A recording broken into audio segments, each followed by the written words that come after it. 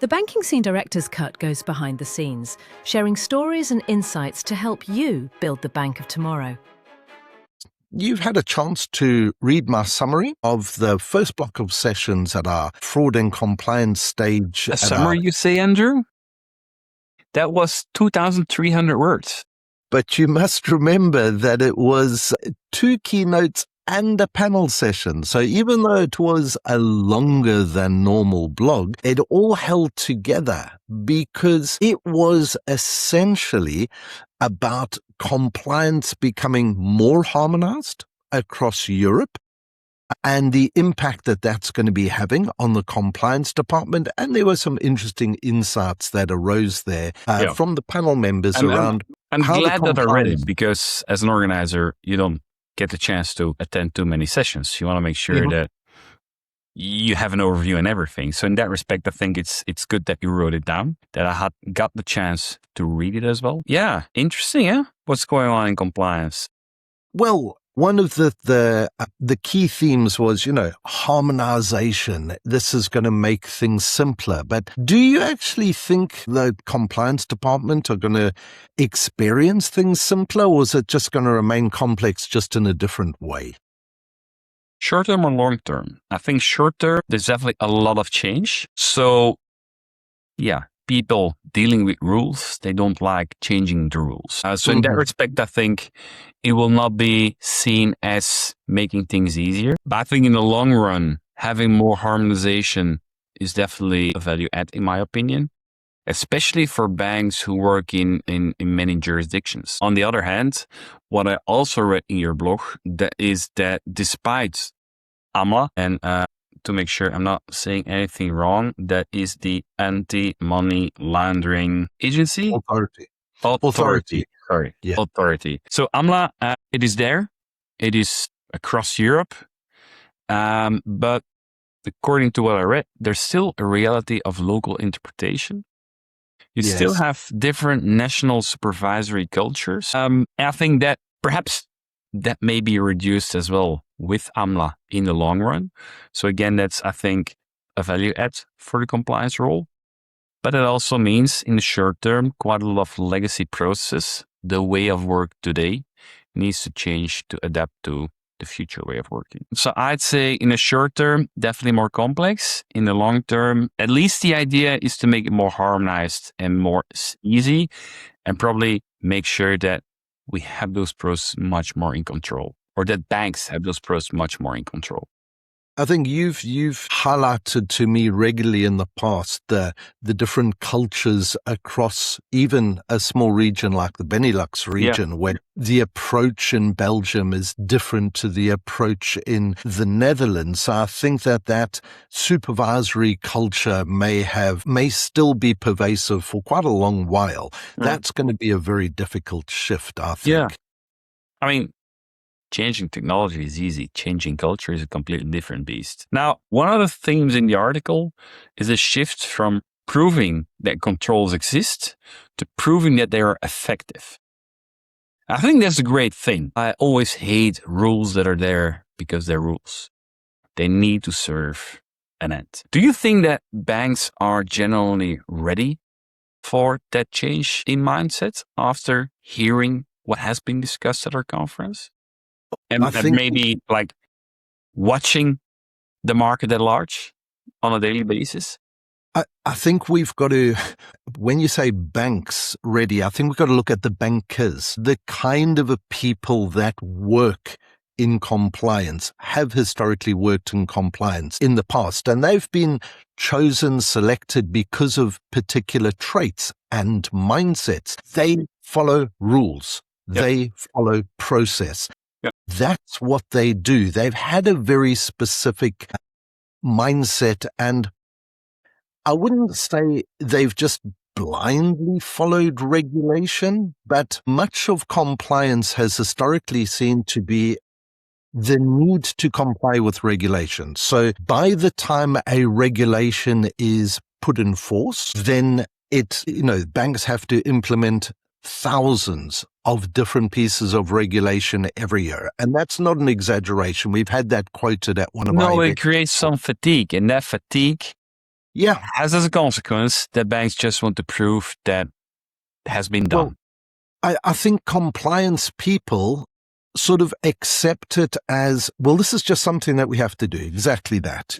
Here's a bit of compliance. We have to comply with it. And they've never really, and I'd be happy if people corrected me on this, but the compliance people that I've met generally don't question the why. They say, this compliance is in place. We know that decisions have been made in order to bring about this piece of legislation, so therefore we have to do it. And it's not that it becomes a box-ticking exercise, but it's something that they have to do. It's not? And I don't believe that they've dedicated much time to questioning how or if it reduces financial crime. They have to do it anyway. So they haven't questioned that. And I think that there is a shift in mindset where they're going to have to think, okay, our KPIs and metrics in the past have been, have we complied with this regulation? Yes or no? Mm-hmm. Now they need to be shifting to think, have we complied with this regulation, and has it had an impact on fraud? And I think that I'm a little bit skeptical financial crime. That's something different. Well, sorry, financial crime. You're right. Wrong terminology there. They have to think, has it had an impact on financial crime? And I think that that's a bit of new thinking. So the bankers that work in fraud and compliance, I think there's going to be a mindset shift that is required. And I think there's going to be a bit of resistance to that, just from the people that I've met in fraud and compliance to date over the last 20-something years. Yeah. But data came up consistently in the discussions. That's one of the things that was common. Everybody was talking about more data. And I personally think the banks are in danger of treating more data as the answer to every question. There's a question that we need more data. We need more data. And yet I think the real issue may be whether or not they can actually connect, trust, and use the data they already have. This is something that's frequently come up in our think tank sessions around, where people talk about silos, disconnected systems. We've heard the frustration from people saying, we know that the right data exists in our organization, but our system that we use for our piece of the puzzle is not connected to the other data. I'm glad you correct yourself a little bit there, because initially you said banks are constantly saying we need more data. Then you say banks say we have the data, but we need to connect them. I think the reality is rather the second. Mm-hmm. And in the past, and there is too much duplication of data still today. But I also think that thanks to AI and developments in AI over the recent years, banks had to make efforts to reduce that. And having this new way of supervision, working more on effectiveness than just ticking the box, will enhance that. Mm-hmm. And that will be in favor of banks, because you need a single point of proof. Otherwise, it's not effective. But it comes with challenges. That comes with challenges both in redefining the silos that exist, redefining the ownership of data as well, and making sure that you can maintain that new reality of dealing with data and that single source of truth. And that's, I think, critical also if you want to do customer due diligence. We have many silos. There's many elements where probably data of customers are being kept. But if you can't prove that one is identical to the other, then what's the value of those data? Then you start having discussions about what is the reality.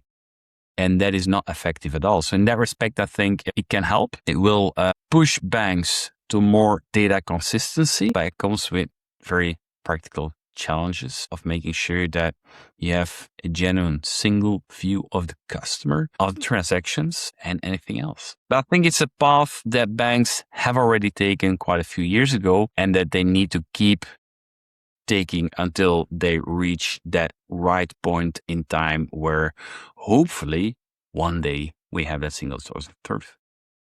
Yeah, there were some interesting conversations when I was doing the interviews for the AI white paper that we had done, where one of the people that I interviewed said that AI is going to force breaking down those silos because AI needs, and in fact, I posted a clip from FinShape from Sarah Honecker last week about exactly that, where she said AI will need to be able to get data across the entire customer life cycle, product stack, and everything like that. And she said that's going to force banks to reorganize and break down those silos. So I think that fragmented ownership of data is maybe going to be accelerated, that the resolution of that is going to be accelerated through in the day of and it's AI. not a compliance problem. No, it's not a compliance problem at all. Yeah. The panel also suggests that AI could remove a lot of repetitive compliance work, as we already said, with humans increasingly oversee, challenge, and interpret the output, which lies with quite a lot of opinions on the agentic AI white paper. Do you think that might make compliance a more interesting profession to how it might be perceived today? And maybe an additional question, how do we make sure that in the future those junior compliance officers get sufficient training in keep having it as a very interesting profession with the right basics to interpret all these regulations, data points, and conclusions? Okay. First part of your question there. I mean, we've previously discussed the impact of AI handling the repetitive, the low value tasks, the things that people have been acting as robots. Does this meet this threshold? Yes, no. Is this a flag? Yes, no.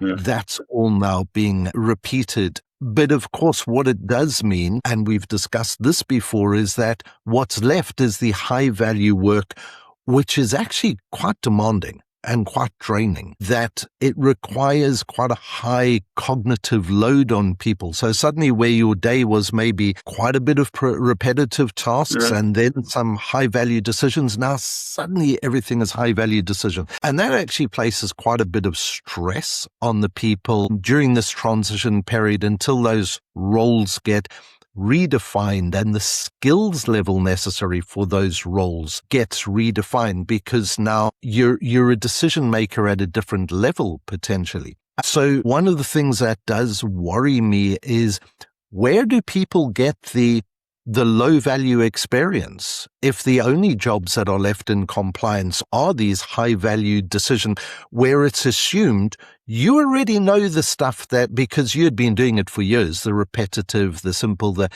compliance tick boxes and that. So that is, I don't know how people are addressing that today for young people coming in. But I do think that this does make the compliance function more attractive to people coming in. I mean, 10 years ago, challenging.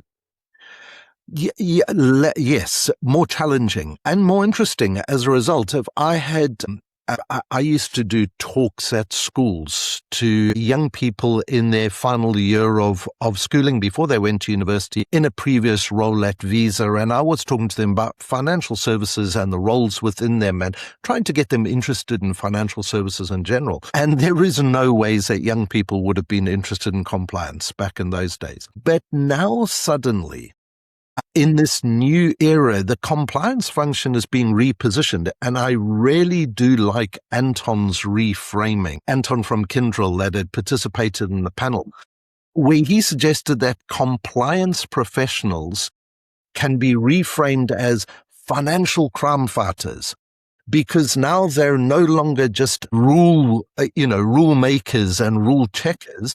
Now, when you tie everything together and they're looking at the impact and the effectiveness of those rules on fighting financial crime, suddenly they become part of the financial crime fighting team.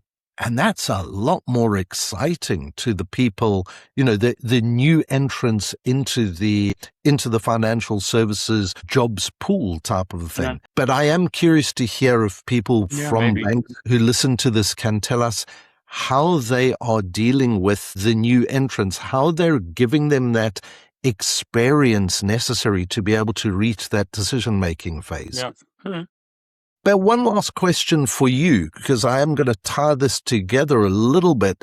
There was an interesting suggestion during the panel that banks may need eventually to rely less on documents supplied by customers and more on trusted external data sources. Now, from the open banking and embedded finance interviews that you're conducting at the moment for our next white paper, are you seeing the foundations for this kind of a future emerging at the moment? Is this something that falls within open banking and embedded finance in terms of the greater ecosystem? And how will that impact the compliance function? Maybe I raised the wrong questions, but I haven't seen much about that in my interviews. There are a couple of banks who have like premium APIs and work with dedicated customers or dedicated businesses to provide better services, etc. It's more about increasing the value proposition of a bank rather than what you suggest. I think if we want to have a look at that, relying less on documents supplied by customers, more just on external data sources, it would be more valuable. And maybe that's something for another conversation or one of the interviews with one of our strategic members, is to have a look at how reusable ID, digital ID, etc. is currently being used for know your customer, but more specifically also on the onboarding process and maintenance of customer data afterwards. I think there's definitely something to do when it comes to avoiding documents to prove who you are. What we also see is one of our members, Isabel, for example, is currently building a KYC framework for businesses, and where data can be shared and exchanged. So you don't have to add the same documents at every bank you're a customer with. You can do it once, and then other banks can reuse it again. That's exactly So I think in that context, there's definitely a few things, but I don't see it as part of open bank and embedded finance, not part of my research either. But it is part of collaboration and more ecosystem thinking, which in my opinion is essential. It's about showing the world that as a trusted organization, which a bank is supposed to be, works with other trusted entities to make sure that you can do stuff, that you can do legally required tasks without burdening the customer. And that's, I think, one of today's main challenges, where there's a growing focus on fighting fraud, but also fighting financial crime, for example, which demands often much more friction for one part of the customer pool, while another part of the customer pool asks much more digitization, much more frictionless.